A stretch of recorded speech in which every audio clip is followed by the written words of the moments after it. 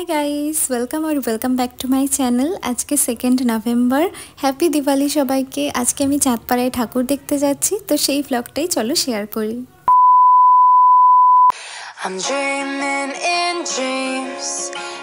আজকে আমি পরছি এই ইয়েলো কালারের স্যুট সেটটা, বাট ওড়নাটা আমি আর নিইনি কারণ ভ্লগ করব তো একটু সামলাতে প্রবলেম হবে আর একদম কাছেও না। আর মাও আজকে এই কুর্তি আর পালাজো সেটটা পরেছে। আজকে আমি বাবা আর মা তিনজনে মিলেই যাচ্ছি ঠাকুর দেখতে। আরও অনেকে যাওয়ার কথা ছিল বাট লাস্ট মিনিট ক্যান্সেলেশন হয়ে যায়, তো আমরা অনলি তিনজনেই যাচ্ছি। আমরা টোটোয় করে অটো স্ট্যান্ডে চলে এসেছি আর এখান থেকে অটো করেই যাব। আমার বাসে যেতে বেশি ভালো লাগে, কিন্তু কালী পুজোর জন্য বাস অনেক লেটে লেটে আছে, তো সেই জন্যই অটোতেই যাচ্ছি। এত লেট করে যাওয়ার থেকে অটোতেই চলে যাওয়া ভালো। পৌঁছাতে পৌঁছাতে প্রায় সন্ধে হয়ে গেছে আর অটো স্ট্যান্ডের একদম কাছেই এই ক্লাবটা আছে। আমরা গতবারও এসেছিলাম, তো মোটামুটি একটু চিনি।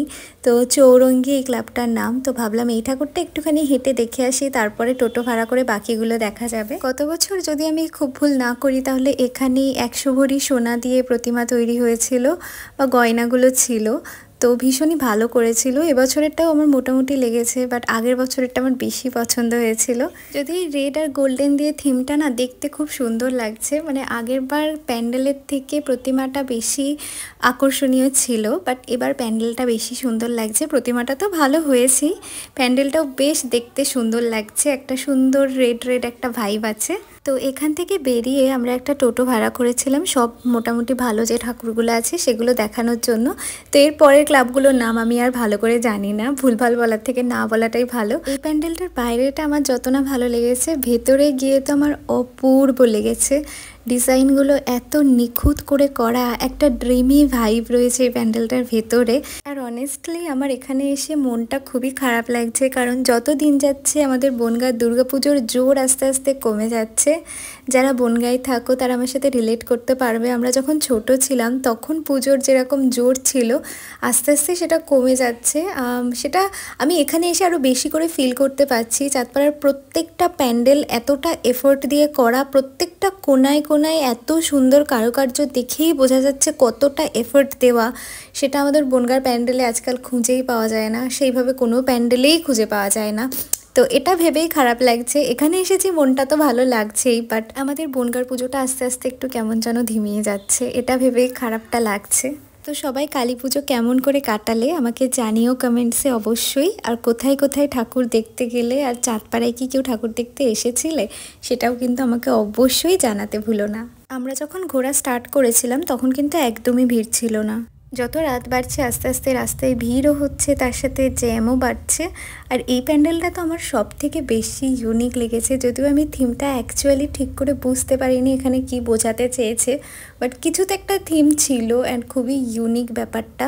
আর একটা জিনিস আমি নোটিস করলাম, এখানকার সব প্যান্ডেলে সব কিছু ঘুরছে, আর আমাদের ওখানে তো সব কিছু স্টিল দাঁড়িয়ে থাকে, কিছুই ঘোরে না, আর এখানে সব কিছু ঘুরছে। এনিওয়ে, জোকস অ্যাপার্ট, এই প্যান্ডেলটাই কিন্তু আমার মনে হচ্ছে ওদের সব থেকে বেশি এফর্ট দিতে হয়েছে। মানে যেদিকেই তাকাচ্ছি, যে কোনাটাতেই তাকাচ্ছি, সেখানেই ইউনিক কিছু একটা দেখতে পাচ্ছি। আলাদা আলাদা ডিজাইন সব জায়গায়, রেঞ্জ, পার্টস, এইসব স্ক্রু, এইসব দিয়ে বিভিন্ন টাইপসের মডেল তৈরি করা ছিল। এরকম প্যান্ডেল ঠাকুর কিন্তু দেখতেও ভালো লাগে। আমি গত বছর ফার্স্ট টাইম এসেছিলাম, তার আগের বছর আমার মা আর পাশের বাড়ির কাকিমা এসেছিল। তো গত বছর আমি ফার্স্ট টাইম এসেছিলাম, গত বছর তো খুবই ভালো লেগেছিল, কিন্তু এই বছরেরটা আমার বেস্ট লেগেছে। আর বাবা তো এই বছর প্রথম আসলো, বাবারও খুব ভালো লেগেছে। বাবা তো বলছে সামনের বছর থেকে প্রত্যেকবার আসবে। আর আমাদের যে টোটো কাকুটা ঘোরাচ্ছে না, কাকুটাও বেশ ভালো, খুবই ভালো, মানে খুব সুন্দর করে ঘুরিয়ে ঘুরিয়ে দেখাচ্ছে। কারা কারা চাঁদপাড়া থেকে দেখছো একটু জানিও কমেন্টসে। আর আমি কোনো ভালো প্যান্ডেল মিস করলাম কিনা সেটাও কিন্তু অবশ্যই জানিও, তাহলে পরের বার সেটা মাথায় রাখবো আর সেটা পরের বার নিশ্চয়ই দেখতে যাব। আমাদের বনগাঁয় তো কালী পুজোর তেমন জোর নেই, এত বড় করে তো দূরের কথা, তেমন বেশি সংখ্যাতেও হয় না। তো এরপরে আর টোটো চলতে দিচ্ছিল না এই সাইডটাতে, তো আমরা টোটো ছেড়ে দিলাম। আর সন্ধে হয়ে গেছে, তো মনটা একটু চা চা করছিল।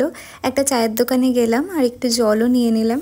তোমরা হয়তো অনেকেই জানো না, বাট আমি কিন্তু ভীষণই চা খেতে ভালোবাসি। সকাল আর সন্ধেবেলা তো আমার চা চাই, আর মাঝেও একবার হলে মন্দ হয় না। বাট এই চাটাতে না মিষ্টিটা একদমই ছিল না। আমার একটু মিষ্টি না হলে আবার হয় না, যদিও আমি আগের থেকে অনেকটাই কমিয়ে ফেলেছি, কারণ চিনি খাওয়াটা ভালো না, তো আমরা সবাই জানি, সব জায়গাতেই শুনছি।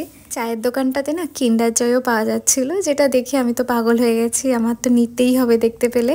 একটা কিন্ডার জয় নিয়েছি, যেটা বাড়ি গিয়ে ভালো করে আরামসে খাবো। কাছেই দেখলাম আরও একটা প্যান্ডেল ছিল, মানে গেট দেখে বুঝলাম মেন রাস্তা থেকে একটু ভেতর দিকে। তো আমরা ভাবলাম যাই হাঁটতে হাঁটতে দেখেই আসি। আর সত্যি বলতে এখানে ঢুকে আমার এখানকার ঠাকুরটা এত মিষ্টি লেগেছে, বেস্ট ছিল এখানকার ঠাকুরটা। তারপর বাবা আর মা বললো বেরিয়ে একটু আইসক্রিম খাবে। আমার একটু ঠান্ডা ঠান্ডা লেগেছিল, তো আমি আর আলাদা করে নিইনি, মার কাছ থেকে 2টো বাইট নিয়েছিলাম।